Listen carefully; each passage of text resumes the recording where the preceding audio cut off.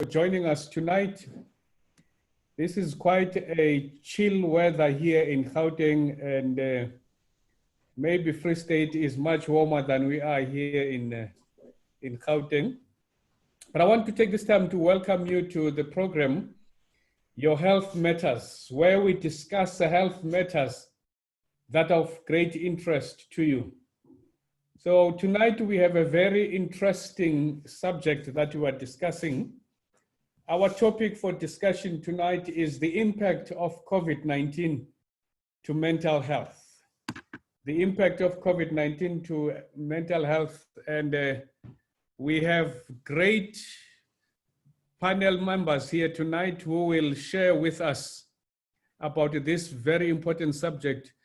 I mean, when you read, when you look at our friends, families, colleagues, it's out there that people one way or the other are affected mentally or stressed by what we are going on. And so tonight we want to discuss about this issue of the impact of COVID-19 to mental health.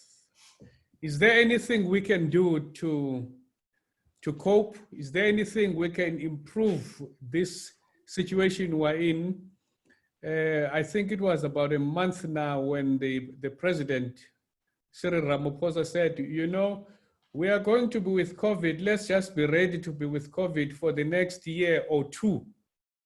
And if this is true, then we need to be empowered to know how to be able to deal with the impact of COVID-19 in mental health.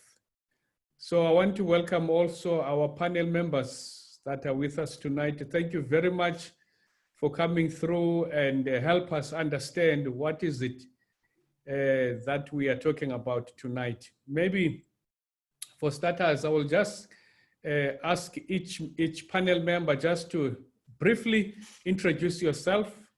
And Dr. T, let me start with you. Thank you, sir. Good evening and happy Sabbath. My name is Thabo Molutswane. I'm the Southern African Union Responsibility Ministries Department. Thank you for having me. Thank you, Doc.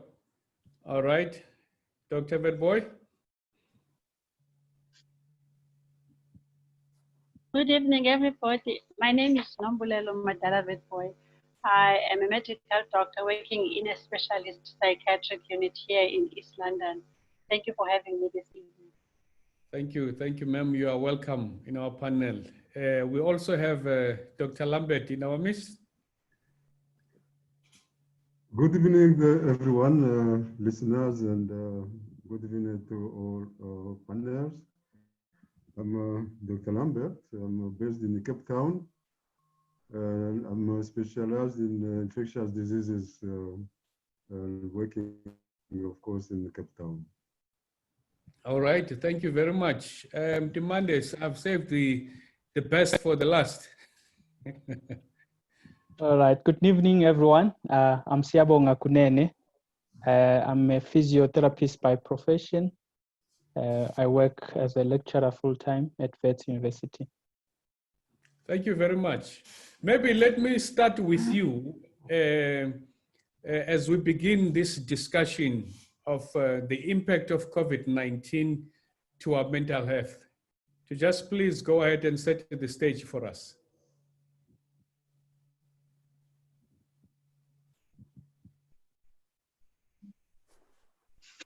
Unmute yourself. Thank you so much for the opportunity. I'll begin by sharing a verse which we find in Ephesians 6 verse 12, which says, for we do not wrestle against flesh and blood, but against principalities, against powers, against the rulers of the darkness of this age, against spiritual hosts of wickedness in the heavenly places. We are faced with a situation where we thought it is affecting the physical, talking about COVID-19. yes, it is a disease that is affecting the respiratory system, so it affects the physical. But we find in literature that there is more problems, or there are more problems to this than just physical health problems. We find that there is an issue of mental health problems. And more literature is being published now reporting a high burden of mental health problems. And we see that the devil is trying every way possible to ensure that every situation that we face negatively influence the mind. If you look at any disease, people are not so affected physically, but they are affected mentally or in their minds. So we are, or the greatest battle that has ever fought is the battle of the mind. So I just want to bring a context to this as we discuss the impact of COVID-19 to mental health, that it is the devil's plan to divert this and make it about the mind, because he wants to have control over our minds. So what I want to present now is the impact or the burden of mental health problems due to COVID-19. As I've mentioned, that scientific literature reports a high burden of mental health problems due to COVID-19 among the general population. But we also see in literature that there's high prevalence that is reported more on those who have been quarantined, and then those who have been infected by this disease, and also healthcare professionals or healthcare providers. As you have said, Mfundisi, COVID-19 is something that we're going to live with for the next few years. It's not just a 2020 problem. So these problems, these mental problems are starting to build up as people are now becoming aware that this thing is here to stay for some time. So this is starting to affect not just the physical, but more the mental health. Now, there are various studies that have been conducted, which I will just present two for now, or of the problems that people are facing due to COVID-19, mental related problems that are faced with people. So I'll present two review papers on the findings. These are papers where they looked at all the work that has been done so far since this pandemic started. So this one that I'm presenting here, I hope everyone can see, is the epidemiology of mental health problems in COVID-19. It's a review paper. So they found that from various countries, this is a global finding, various countries, people present with depression, panic attacks, somatization disorders, people present with post-traumatic stress disorders, suicidal behaviors we observe among people, anxiety disorders, irritation, anger, sleeping disorders, stress, etc. So these are the symptoms. These are the conditions that are developing as a result of COVID-19. Some people experience this because of the lockdown. The isolation brings all these things. Some are affected because of being quarantined, being suspects of this COVID-19 disease. Some are presenting with these problems because they have COVID-19. So if you look at the prevalence, it ranges from 5 to 69%, looking at most conditions that are just presented now. So that's telling you that, over 60%, almost 70% of people do struggle with mental health problems due to COVID-19. These are research projects that were done specifically asking about the impact of COVID-19 on mental health. So these are the symptoms, or these are the conditions that have been reported in current literature. And also another review paper, which looks at various papers globally. There's high prevalence of these conditions: emotional disturbances, depression. I've mentioned a few. Additionally to that, this paper is presenting that fear, anger, anxiety, insomnia, confusion, grief, numbness are the signs or are the results of COVID-19.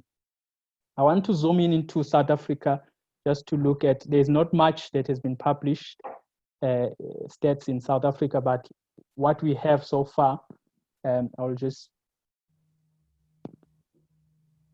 the Human Science Research Council has indicated that South Africa is in a moment of psychological crisis. About 33% of South African adults are depressed or were depressed, according to the survey that was conducted online. 60% of people are stressed, 45% are fearful, 29% are lonely during the lockdown period. If you look at the graph on the right-hand side, you can see this is the mood of South Africa under lockdown. Stress, those who are scared, irritable, depressed, sad, angry, bored, and lonely. So this is divided into phases. Phase 1 was between the 13th to the 18th of April. Phase 2 was 18th to the 17th of April. Then phase 3 was 27 to the 4th of May. So if you see, there is an increase in the burden of mental health problems from phase 1 to phase 3.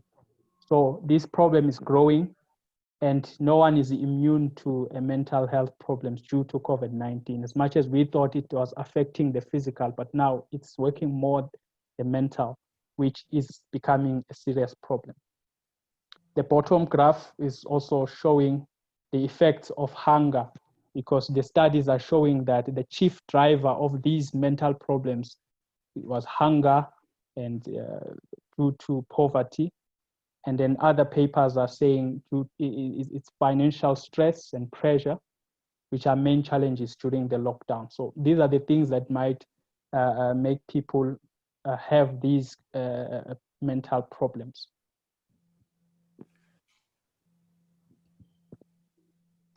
Maybe I will leave to others to present the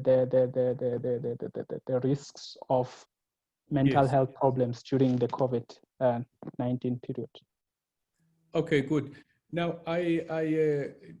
Dr. Madala Vetboy, I see these the stats about these mental health challenges. Just unpack this for us. Please help us. What are these risks that are associated with this mental health issue? Okay, thank you for the opportunity to contribute to that. So in terms of what could predispose someone to get mental health issues, especially now during this COVID-19, I will break it down to biological and psychological and social factors. So from the biological, so there's always this problem if people are genetically predisposed to mental health issues, and then to that underlying genetic predisposition or genetic risk, which is lying there silently, then you add such a huge stressor as the pandemic that we have in. Some people will then move from just being quietly predisposed or quietly at risk because of genes, family history of mental illness, to now expressing symptoms because of how stressful the pandemic is. So that's the first thing, genetic predisposition with the family history of mental illness. And then another predisposing factor, which I think one of the papers is also unfolded or came across, was a history of previous severe trauma, whether it's childhood trauma or trauma that the person has in their background. That also seemed to predispose people to then getting mental health issues now with the acute stressor of the pandemic. And then going to more psychological factors. So the other issues of people having other ongoing stressors in their lives, and then you add the acute stress of the pandemic that also can predispose a person. And then socially, people who already had socioeconomic problems, who were already struggling in life, would also be likely to have a problem or actually get into an issue of mental illness. The other predisposing factor that was mentioned in another paper was how much people consume of all the news about the pandemic. So basically, if someone actually immerses themselves in how terrible this situation is and trying to get all the information about how many deaths, and every day wake up in the morning, first thing is COVID-19 news, last thing at night, COVID-19 news. So in one other study, they found that to be a highly predictive factor for the possibility of getting mental health issues. Now you were talking about the issue of people being genetically predisposed to mental health. Just break down for me what that means for somebody in the street. Okay, so it's just maybe starting with a commonly mentioned phrase that genes load the gun, and then other issues might pull the trigger, including acute stresses, including lifestyle factors and such. So basically, we're born into a family, and there might be in the history of this family some mental illness, and depending on how much of those genes, so it's a bloodline situation. So it depends on how much stronger that genetic link is that I have in me about mental illness. I might go throughout life and never have a mental illness, even though it's there in my family, even though I might have a little bit of that gene in me, in my blood. But it said that, so sitting with that gene quietly, just having it and not even knowing that I have it, I might go through life. But once in a while, I might come across a huge stressor like this COVID-19 pandemic and all the problems that it brings.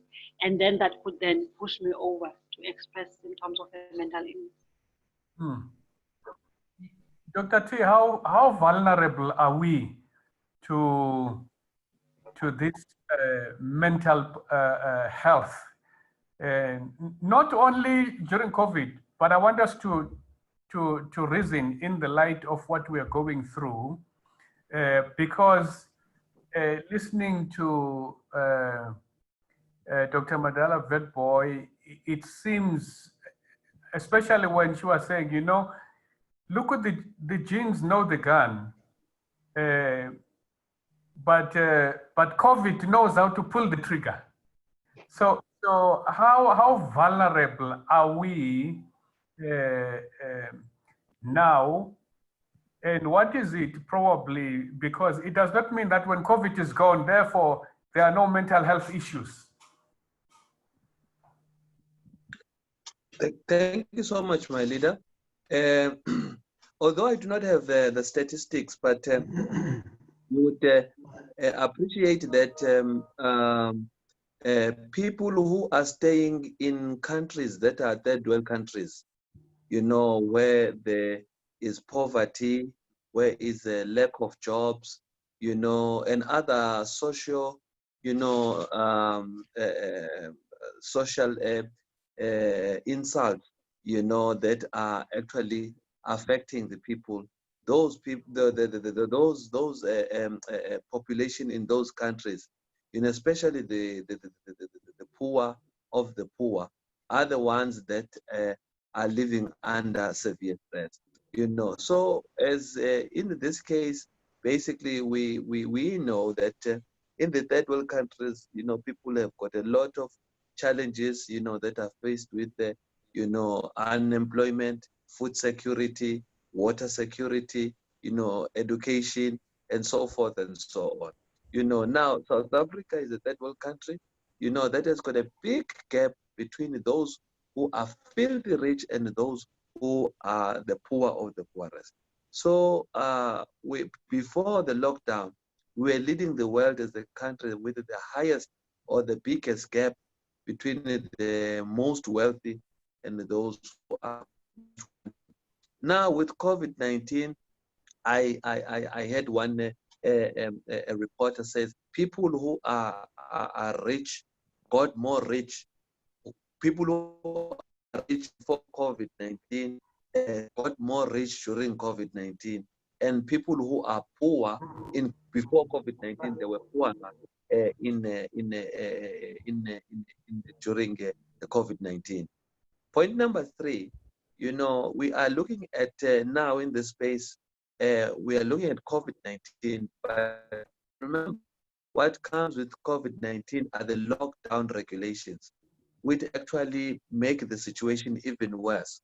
And I remember reading one article that said, COVID-19 pandemic lockdown, we are going to pay the price. And when you look at the challenges that countries are facing, yes, it's a soup, that involves COVID, but the bigger chunk of the problem are these lockdown regulations.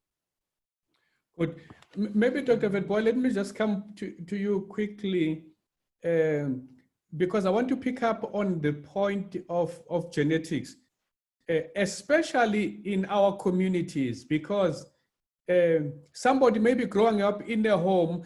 I mean, you have never seen someone or recognize someone with mental problem, but that does not mean it does not exist.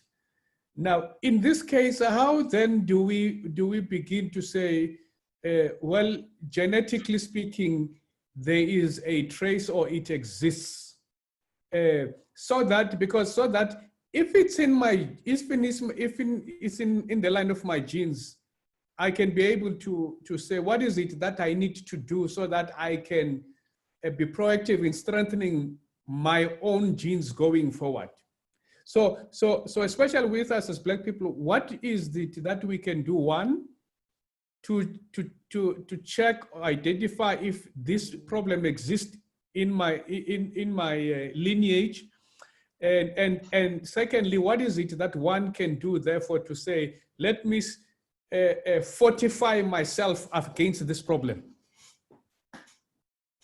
Okay, I like your question very much, because I am going to give the first answer is, can everybody please assume that they might have mental illness in their family so that they can fortify themselves, so that we as mental health practitioners don't have so many patients.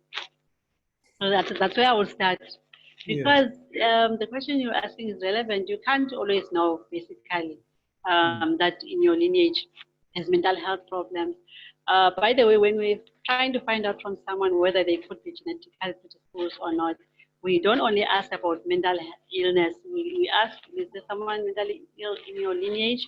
We also ask things like suicide, things like drugs, alcohol. So those all form one big group of factors that can tell us that there is something going on in the family history.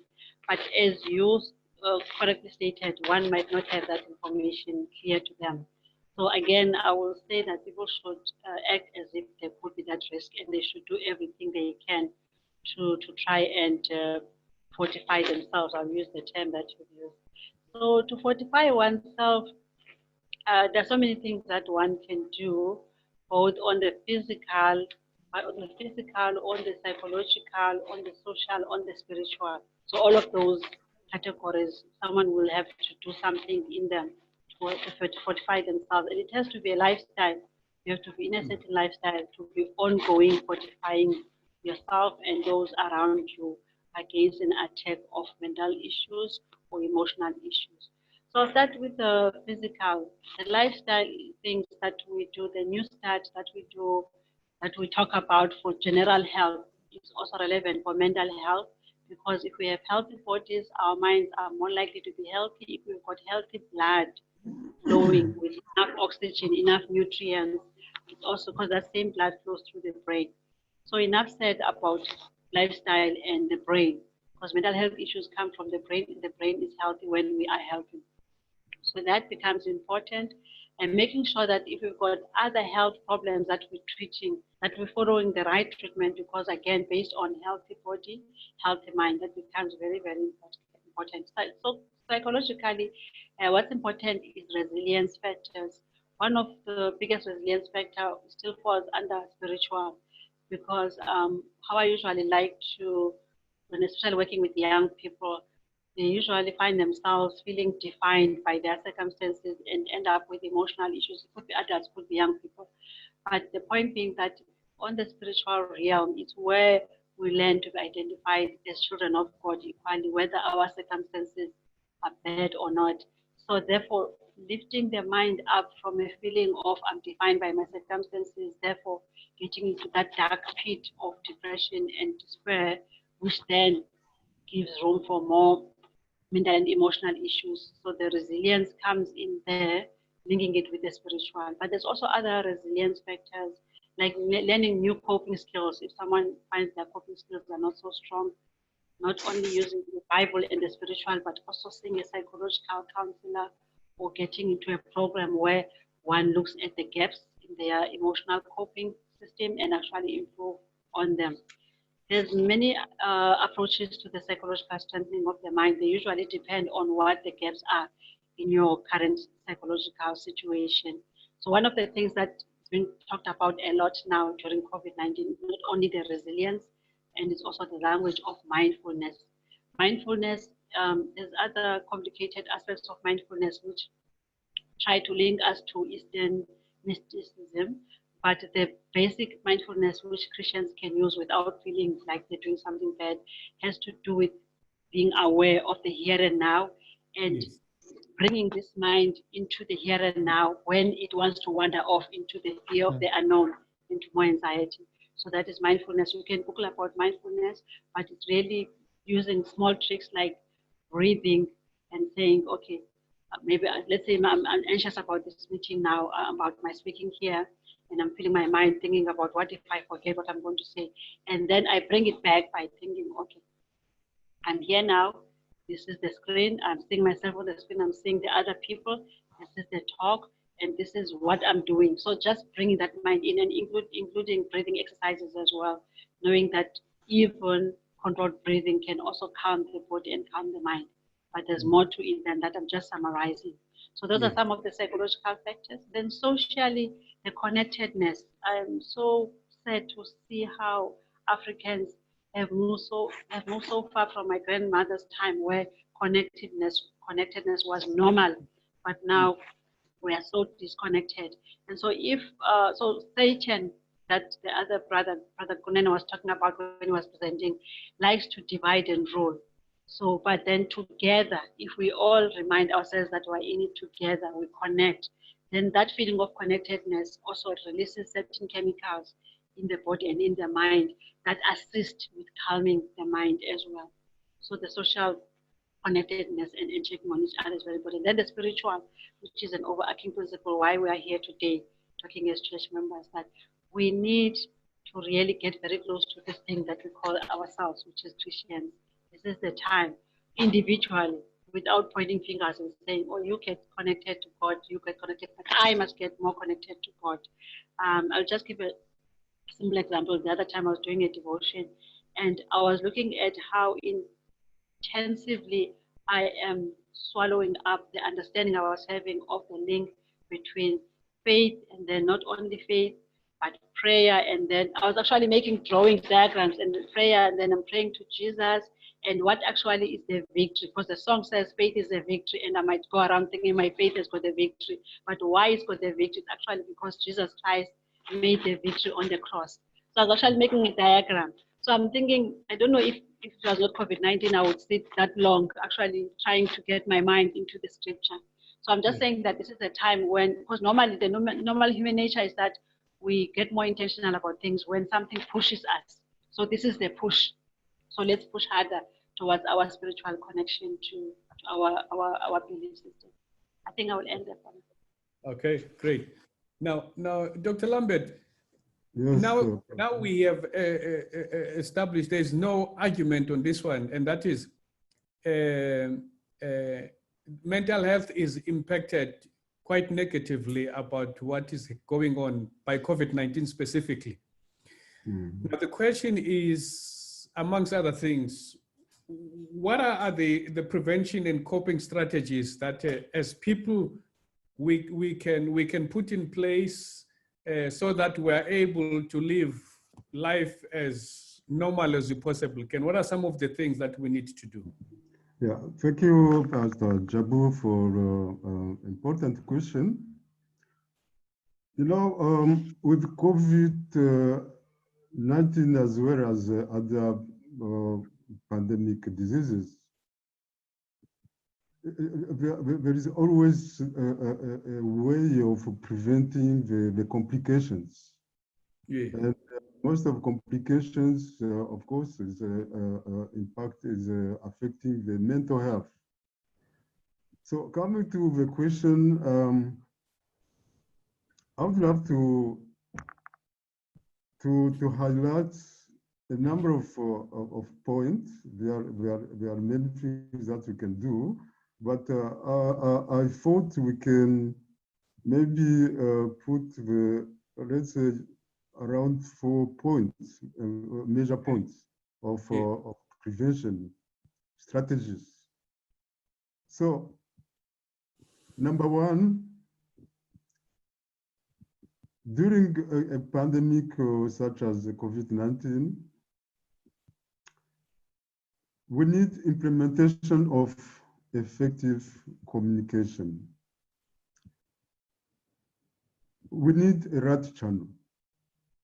Because, you know, when the communication is not right, there will be more problems of mental health. Many people will be affected because the communication must be effective.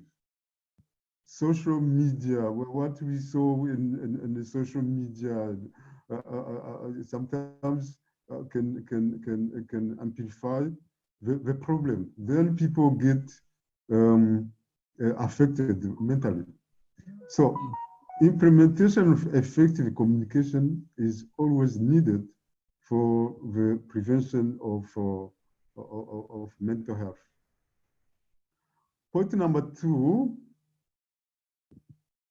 there is a need of providing adequate psychological services. Yes. Those psychological services need to be carried out in order to attenuate, of course, the psychological and psychosocial impact of COVID-19 outbreak. So this is very much important because when psychosocial services are not adequate, you understand there will be so much problem and people will get more and more affected. So in order to prevent this, the psychosocial service need to be adequate. Point number three, I think this point is very, very, very much important. We need to enhance health education. I think is what we are doing right now. Yes. Health education in terms of pandemic such COVID-19 is needed because, you know, where there is ignorance, people die from ignorance. I remember when the COVID was announced, it was starting where it started, coming here in South Africa. No one really was aware of this virus. No one was aware of it. No one knew about it. So fear was so intense. And if you can compare at the start, that was in March when COVID came here in South Africa, and what is right now, you will see that now people are more educated, better than they were educated before. Yes. Yeah? So education is always good. People know about the COVID-19. We know how they can deal with it. Nowadays, people, when they get COVID-19, they know how to do self-treatment with home remedies. Those are kind of things that are needed in the pandemic so that they can attenuate the health mentor. So education is always good. Point number 4, of course, we need to address the social fear related to COVID-19 correctly. Not listening to social media, not listening to anyone, but we need to listen to whoever is knowledgeable with regard to COVID-19. So,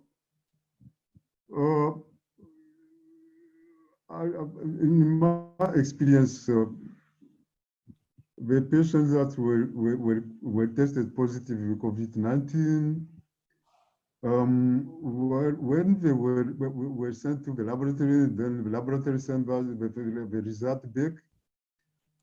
These people, when we tell them about the outcome of laboratory, people were so afraid. You call somebody say, "Oh, your result is positive. You are COVID-19 positive." Oh, so over the phone, really people were collapsing. So that is a fear. That is a fear. So we need to address social fear related to COVID-19 correctly, and then in this way we can prevent mental health problems. Another important point is stigma and discrimination, of course. This stigma, when you get tested positive, you intend to not to disclose, to keep a secret of yourself for fear of being discriminated. So that's also somehow is a danger, because when you keep all burden in you, you suffer more. Yes. So by recognizing those challenges of stigma and discrimination, then you overcome being affected by being affected mentally. In other ways, you are protecting your mental health. So stigma and discrimination, those are major problems to affect mentally. So once we recognize those stigma and the discrimination, then you are preventing your mental health problems. So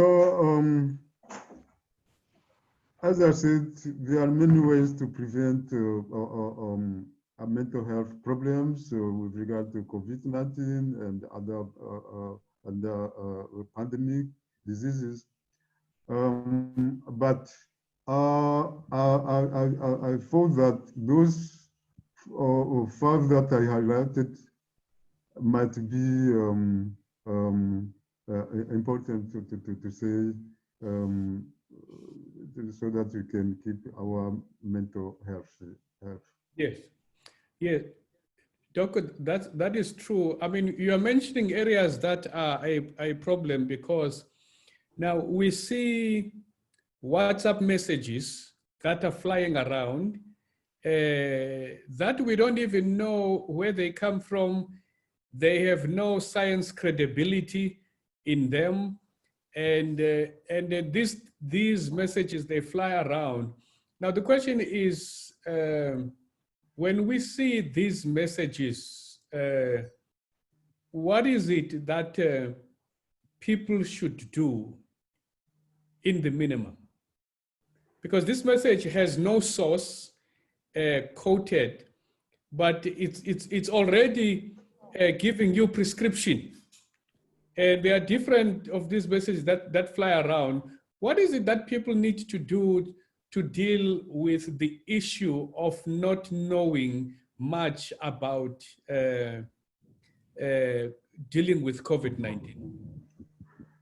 No, thank you for the question. What you say is what we experience every day.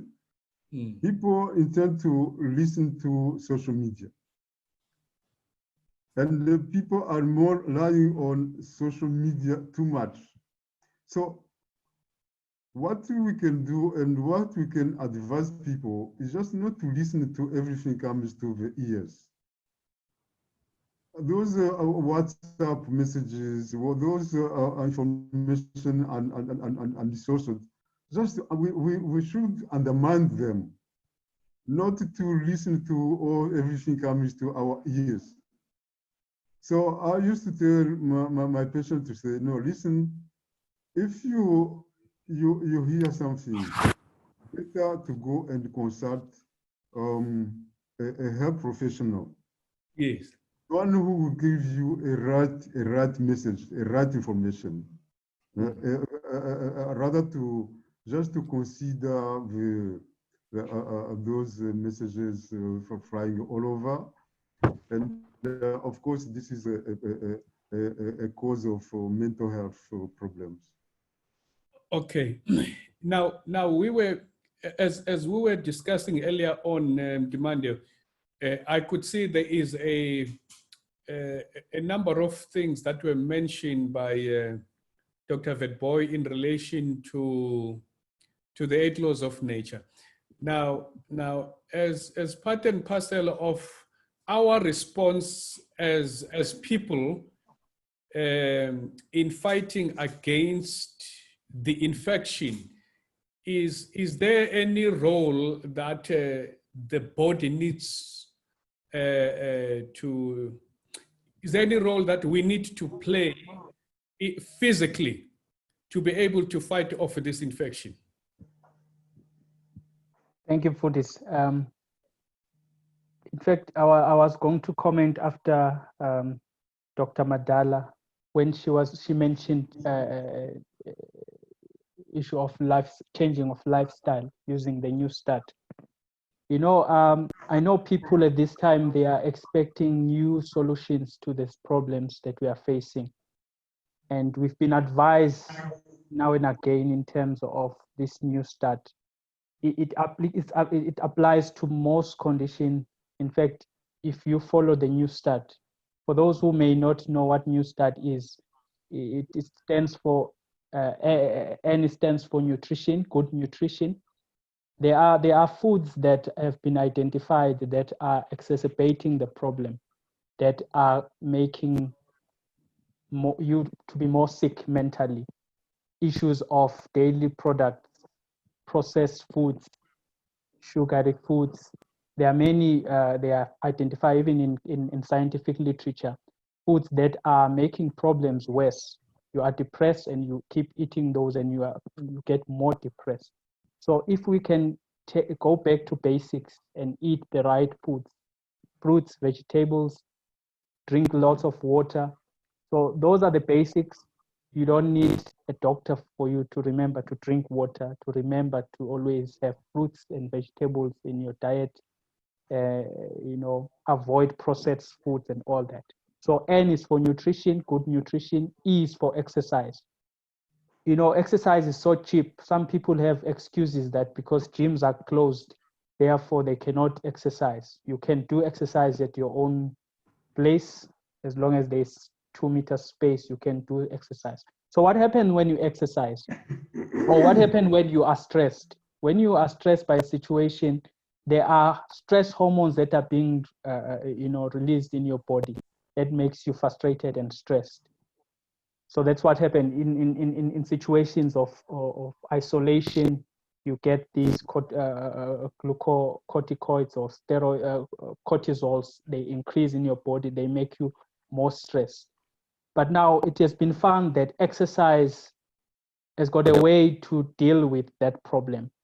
Exercise has got a way to produce lots of immune cells in the system, or in fact, exercise, you know, releases happy hormones, hormones that makes you feel good, like endorphins. Those who have been exercising, they will testify that after exercising, you feel good about yourself. So those are the ways that you can avoid being stressed or deal with mental health problems. When you exercise, even dealing with the disease itself, because when you exercise, exercise got a way of making your body release these billions and billions of immune cells into the system to fight the infection, and also the hormones to make you feel good. So exercise is key as a way of preventing a mental problem also as a way of dealing with the infection itself, because there are studies that are showing that exercise can help you fight the infection better than someone who does not exercise. So I've mentioned food, I've mentioned exercise, drink a lot of water, fresh air. All those are the parts of the new start. And also trusting in God at the end, where, you know, we rely on God to give us strength, and also to cope with whatever situation we come across. So I will advise people, if you have not started exercising, if you have not started eating right, you don't know the benefits of that. And that might be the solution to your many problems that we are facing health-wise. Okay, good. Dr. Vetboy, I want to come back to the issue that you mentioned of mindfulness, because I think it's a very important one, because there are times when maybe when we are stressed or whatever, but there are times when people are not even stressed, but the mind is always scattered. And mindfulness has been touted as one of the best method to help people to be in the present, because we need that. We need that to be in the present. I just want you to help us here in whatever way you see it fit, as to what is it that a person can do to assist himself or herself to be present. In other words, to fight against wandering, because sometimes we have this monkey mind, and that makes it even difficult, even when you're in church or in a quiet environment. But there is this mind that keeps running. What is it? Maybe what causes that, and what is it that we can do to be much more present in our presence? Okay, so one way of describing mindfulness is learning a skill of forced awareness of the here and now. Forcing the mind to be aware of the here and now. So learning that skill. So when I say learning that skill, it means that it's a process of learning it. That would mean unlearning what you've just described, which is the natural tendency for the mind to wander all over. And I think it's just natural, maybe after the sin, maybe if we met Adam and Eve, they didn't have such wandering minds as we have. But after the fall, it seems like our minds do tend to wander. And it's very rare for the mind, when it's getting into that anxious cycle, or we call it rumination, it's very rare for it to wander into positives. Much more often it wanders into problems, into challenges, also into the unknown. And usually the unknown is the worst part of our fear, and it makes a vicious cycle of anxiety to go on in our lives. So basically that's what mindfulness is learning a skill of forcing awareness of the here and now, forcing the brain to be in the present. All right, Dr. T. Now it's clear that we are faced with a ton of ignorance along this issue of COVID and what needs to be done to combat COVID. What can we do to fight against this ignorance? That how do we empower each other to be able to stop the fear that really seems to engulf us? Thank you so much, sir. Jesus say in John 8, verse 32, you shall know the truth, and the truth shall set you free. You know, it talks about what Dr. Lambert was talking about, knowledge. You know, we really need, you know, to empower ourselves as individuals, you know, in the best that we could, you know, so that, you know, we have what is called the self-help interventions. You know, most of it, you know, needs to be, you know, set up by the government and so forth. But also, at the church level, we need to come up with the intervention where people can be able to help, themselves. Secondly, we need to educate people, as Dr. Lambert has said. I mean, one of the things that I have seen is the poor response from the church, to deal with the issues of COVID-19. Remember, we are talking about the general population, sir. You have not spoken about, parents and children, of which it is said that 28% of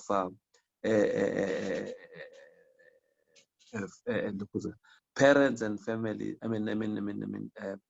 parents and children, you could actually diagnose them as having a trauma-related mental health disorders. And friends, we should understand that about 2.6 billion of people are in the world are in some form of a lockdown. So this is an international and a global problem. All right. And we are just thinking about the general public. How about the healthcare workers, who face, the locals of them, who are always in harm's way.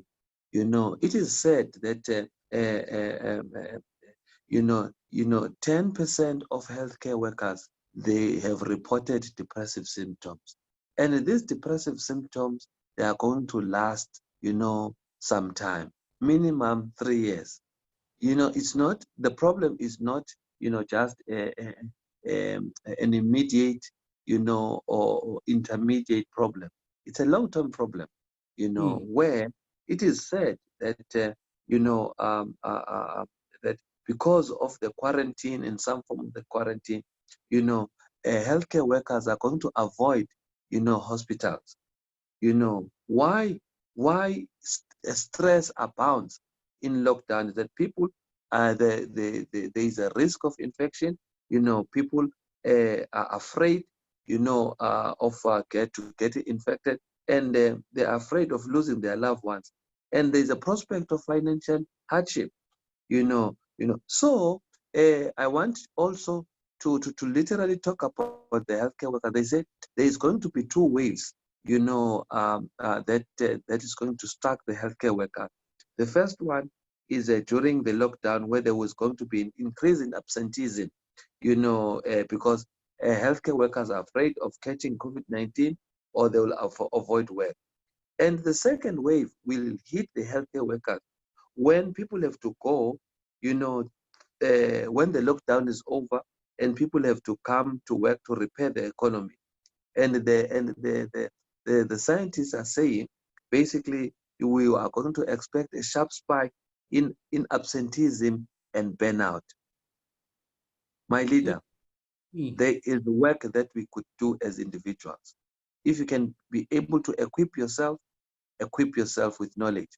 And there was an advice that we should go to, respectable, reliable, websites, but you will find that we're in a third world country. Some people are not have an easy access to all of this, so we come now to the second stage, where people who know, like healthcare workers, medical missionaries, who understands, about this, what to call pandemic and so forth, that they start educating people. In the communities, we establish community support groups, church support groups, it obviously will be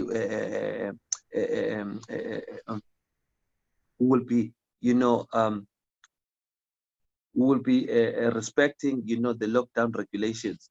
But the information should go, to the people in communities, in churches, those that are open, and so that, correct information is disseminated.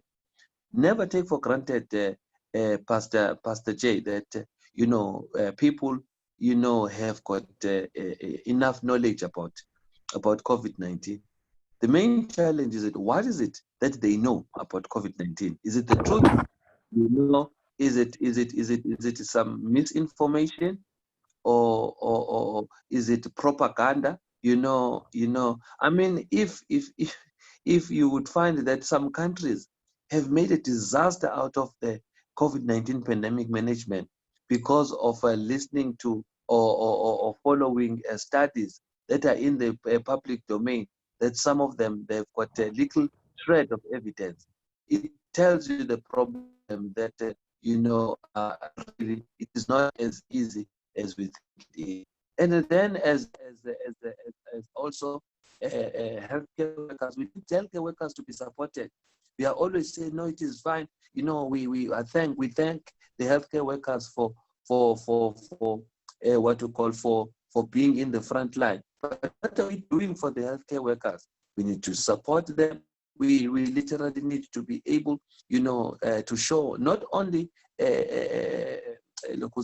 verbal support, mental support. There's a lot that we can do, and in order to motivate healthcare workers so that they can be able, to have that mental strength, and also, to be able, some organizations like, the South African Depression and Anxiety Group, they are coming up with sites where people can be able to be helped. Hotlines, where people can call and be able to get help. So I think, my leader, there's a lot that we can do in order to be able, first and foremost, to provide self-help interventions. Number two, to educate the people, educate yourself, at the communities, families, and also, at the society, at large, and be able, to use what actually it was Cain whom God asked him, when he said, "Am I my brother's keeper?" We really need, to support each other, even under these conditions. Thank you, sir. So based on what you are saying, then I seem to hear that as a church conference union division, our model of health program system should change if we are to really make a dent both to workers and the people that they are serving. In fact, my leader, one of the clinical psychologists, he said, whenever you are talking about the physical effects of the COVID-19 pandemic and the lockdown, you must also be talking around the mental health.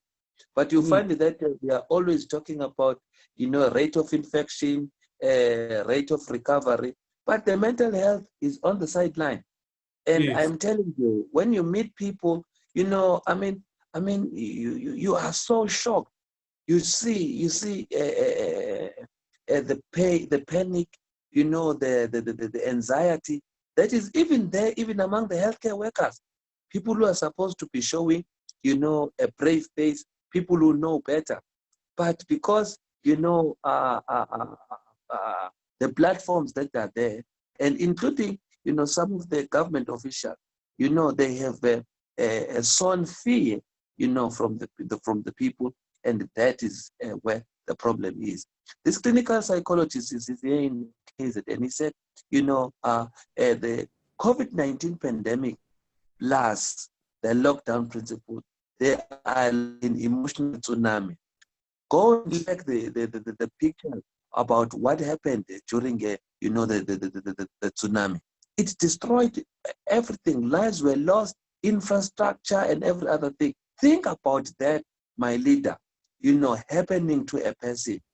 Physical, mental, emotional, social, and spiritual havoc. We've got a lot of work. And these things are just not something that we can be able, to address them now. They are going to be long-term effects. Some of the effects we actually are going to be a lifetime effect. You get what I'm trying to say? We really need to roll back in terms of starting to do our work. Moreover, as the church, where we believe that, that in spite of everything that happens, this world is going to end in the second coming of Christ. But even the Christians are afraid. Who is going to be able to world? And friends, God is with us. We are not alone. In terms of friends, the Lord is not giving us the feeling of free, but the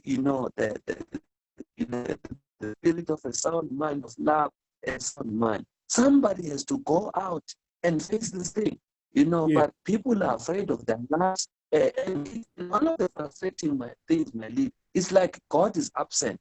It's like God is not interested.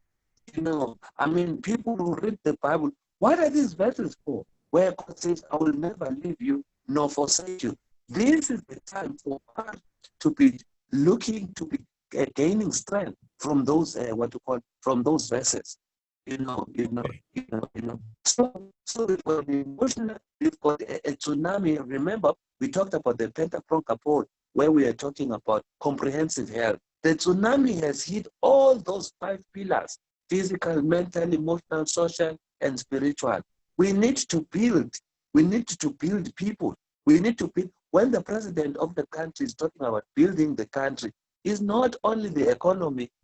It's not only getting jobs, and it's building the people themselves.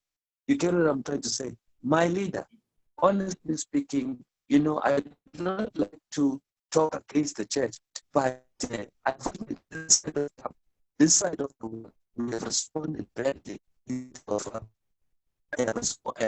terms of COVID. This is time to assist, the people to build them physically, build them mentally, build them emotionally and spiritually. We have the tools.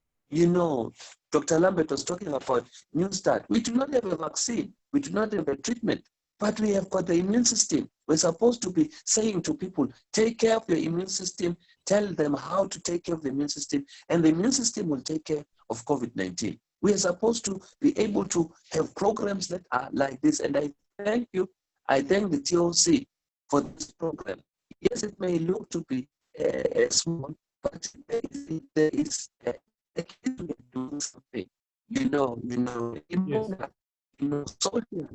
People are breaking. People are broken. People are in chaos. Families are in chaos. Gender-based violence on the high side. We have got a pandemic within a pandemic. We have got pandemics within a pandemic. Friends, we need to start working. God is looking for us. God is there to be able to assist us. We need to work in order to build God's people, to prepare them not to move on from COVID-19 pandemic, but also to prepare them for the second coming of Christ. Thank you. Great. Thank you very much, Doc. We appreciate that.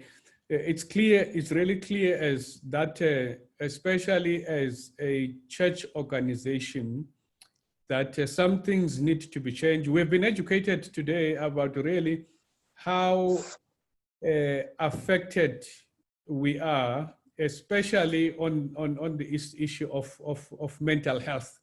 So there are some fundamental shift that needs to take place in as far as how we provide the health service is concerned, and probably also look at the ways in which we can diversify our health service to the whole world, or to the areas in which we serve as a church.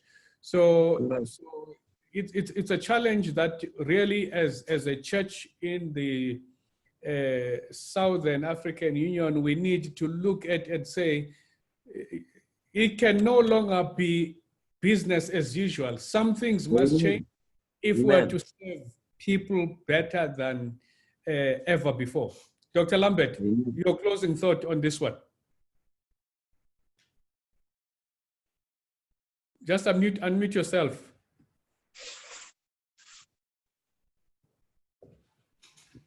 Okay. Yes. Can you please repeat what the question? No, I was just saying we're coming to an end. I want you to give us a closing thought. Now, especially from you, now we have people that are already infected. Okay, so that need help. What do you say to those people? Okay, all right. Thank you very much. Actually, it's a good question. You know, all we need to do is to learn how we can cope with COVID-19 pandemic. In this issue of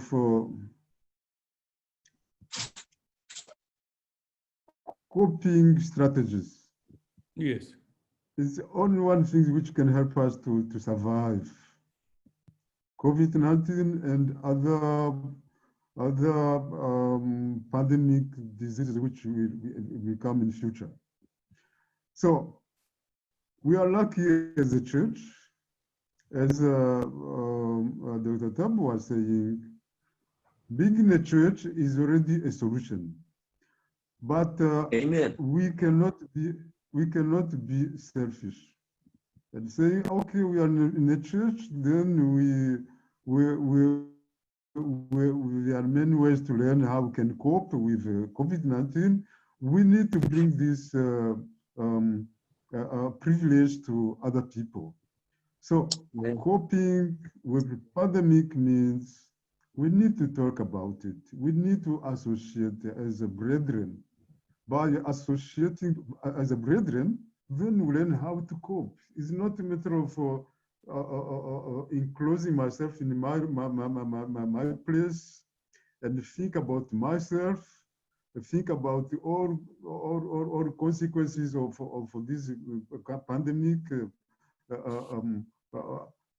When we are in a family, church family, we learn how we can cope. I'm not only one to be affected. There are other people who are affected. When you are together, then we learn how to cope. We just learn how to cope with this pandemic.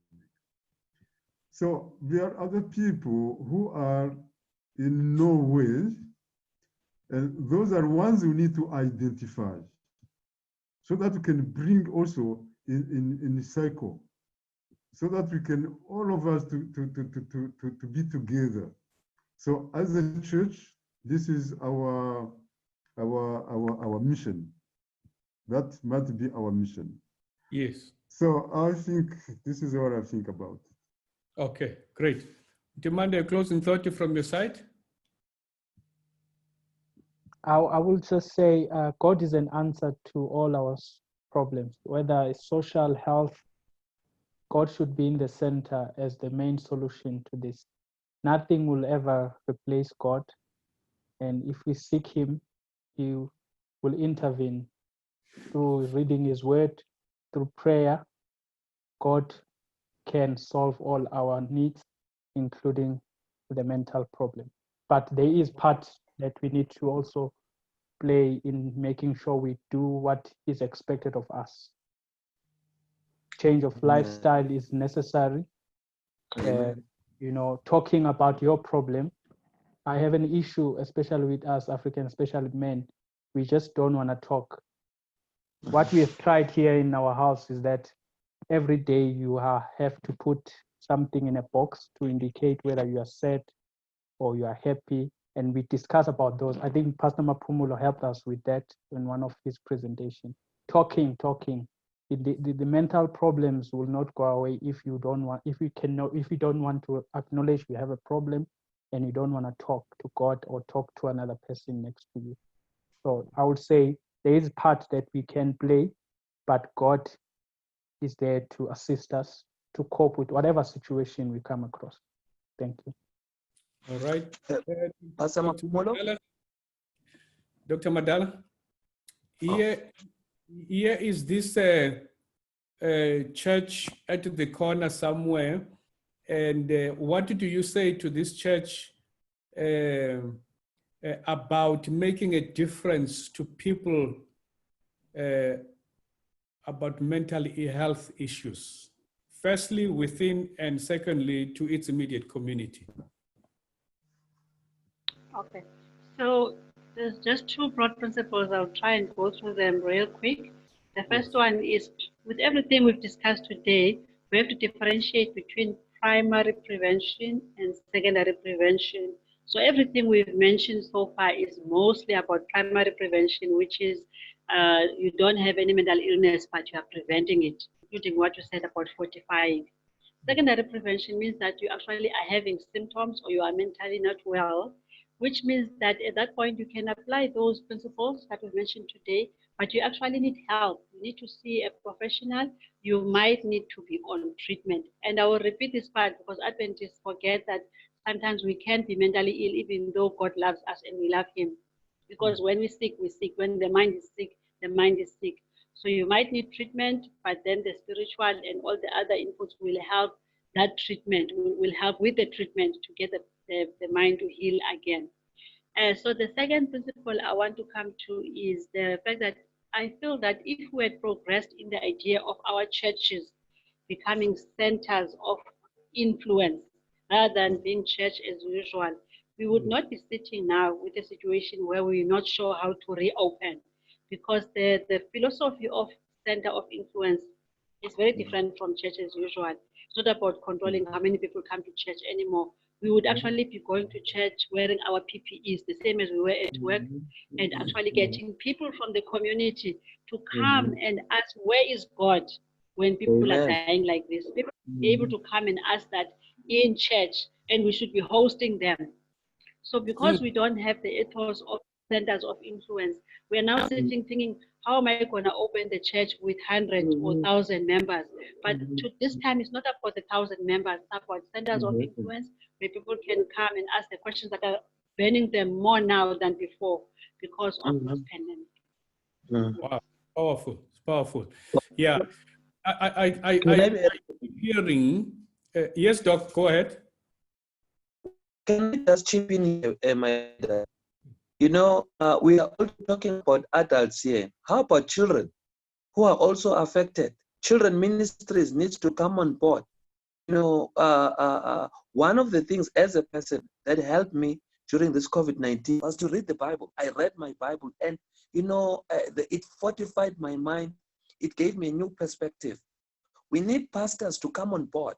Hence, as the union, we are still going to contact the conferences so that we can conduct training, so that pastors can be able, you know, to know the facts about COVID-19, to also look at the gaps that have been caused by, you know, the government and other organizations in terms of managing COVID-19 through lockdowns and so forth and so on. Give clinical evidence. What is truth? What is error? What is propaganda? So that our pastors can be equipped, so that our pastors can be able to go and be able to assist people at community level. I like what the brother was saying, you know, that as a family, you know, we also need to have, everybody needs to come on board for us to fight this thing. You know, injury to one is an injury to all. We have to actually go and marshal ourselves and go and fight. Not run away, fight, you know, and conquer and be able to move on with our lives. There is a story, Pastor, as I am leaving this podium, where a guy was freezing. They were on the top of the mountain. Both of them, they were freezing. And he saw that the other one was actually starting to show signs of death. You know, the other guy, what he did, you know, he started fighting the other guy, you know, so that he keeps him mobile and every other thing, you know, up until help came. The moral of the story is that this guy who was actually fighting the other guy, they were embroiled in a wrestling match, you know, on top of the mountain. Found out that while he was trying to help the other, was actually helping. What trying to is we will be ourselves. Thank you, sir. Okay, good. Thank you very much. We appreciate your contribution for your education, and I one has learned a lot. it's clear that our business model of health needs to change for us Amen. to be able to be of service to people. That number two, also of importance in our discussion, was the fact that as we go through this lockdown period, we need to shy away from binging in media, because these are some of the things that have a negative impact in our mental health. And forgetting that some of these things that we listen to are for business purposes. They're not necessarily for your health or for help to help you. They just make you to feel negative, and they cause more problems for you. And thirdly, also that, you know, whether we like it or not, COVID has given us another push towards a change of lifestyle. It's a reminder that when our lifestyle is good, all other facets of our health will come together. And the opposite is also true. So we want to encourage everybody there to rethink your lifestyle, rethink what and how you eat, and the value of exercise, the importance of drinking water, and all these things that we've been talking about today.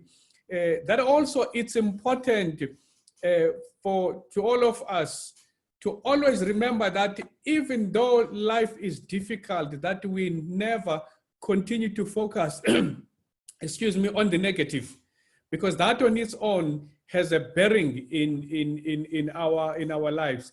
And I like what was pointed out here in this issue of connectedness. I mean, we have, for example, elderly people who find themselves now in an island all of a sudden. But all along, they were part of a community, a family community, and now all of a sudden they find themselves in an island. And that on its own, it's a problem. But guess what? We are also finding ourselves much more in an island whilst we are together. Because whilst we are sitting together, we are only focused on our cell phones, not on each other. We're not talking, but we are just next to each other.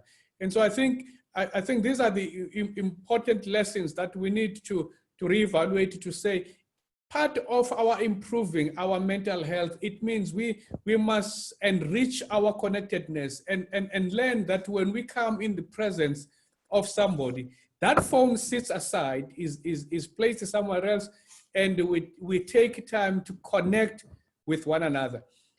Isn't this amazing that before COVID, we didn't realize some of these things. We were so busy going to work, doing this, doing that, come home, tired, few minutes, 30 minutes, an hour, we go to sleep. And we didn't realize all along that we actually had lost connection, but COVID has forced us now to spend time together. Let's use that time that we have together profitable so that we can come out of COVID a better people than ever before. And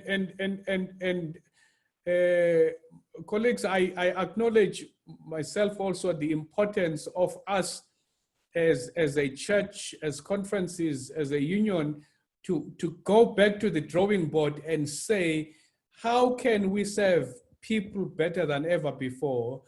And as correctly said also, that one of the areas of health that has been ignored for a long time, it's mental health. And begin to say, why can't we place emphasis on mental health?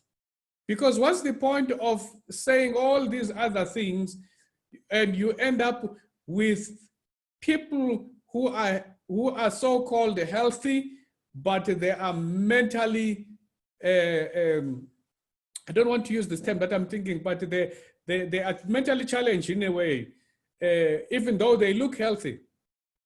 You know, so these are the things that to come back to and say, what do we do as churches, as health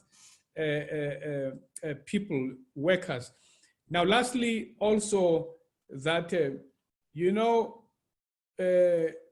unconsciously, maybe out of ignorance, we have ignored the quality of life of our health workers. I think we have in many ways taken it for granted that because they're in the front line, therefore they are good, they are fine, all is well. And that's not the case. They're much more vulnerable now. So these are the things that we need as a church and begin to ask, what do we do to support those that are supporting us as a church? And I pray that by God's grace, as a church, we can review our model and begin to say, how then do we support our own health workers so that they can better support the rest of us? And, and we will never finish these subjects, but thank you very much for coming through. At least they've opened up our eyes, our ears, they've challenged us. Now we can go back and look at our weaknesses, deficiencies, and improve and be able to say, what is it that we can do to be better? So Dr. Vetboy, thank you very much for being with us here. This is not going to be the first and the last time. We will have some more chats together here. And Timanda, thank you very much for coming through. We appreciate your contribution. And may the Lord also bless you as we help one another to improve our health. Dr. Lambert, also, thank you very much for your contribution. And we hope that our listeners and viewers have been enriched today. And Dr. T, as always, thanks a million for enriching us. May the Lord bless you in your ministry of health as we serve God's people from day to day. But I want to thank also our listeners, our viewers tonight. And I pray that you have been blessed, you have been empowered. You can go home knowing now that you can do things different and better. Until we meet next week, Friday, same time, same place, 7 o'clock. May the Lord be with you. God bless. Thank you. Amen. Thank you. Bye-bye. Bye-bye. Bye. Happy Sabbath. Happy Sabbath.